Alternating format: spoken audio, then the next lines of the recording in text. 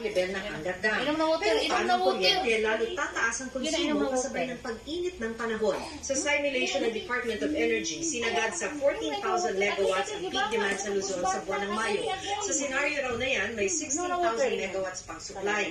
Kaya kakayanin daw ang pagtaas ng demand, huwag lang pumalya ang mga transmission line ng NGCP at distribution utilities. Wala kayong inaasahan na magkakaroon ng brownout. Yung outages naman ay hindi lang galing sa supply. Meron din mga outages na nagre-result from Hindi mag-away. so problema sa transmission, distribution facilities. Para sa GMA Integrated News, Maki Pulido na Katuto, 24 oras.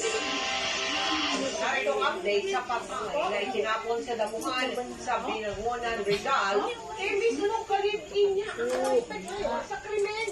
Kumpisan niya, nagawa niya ang pagpatay dahil sa matinding selo.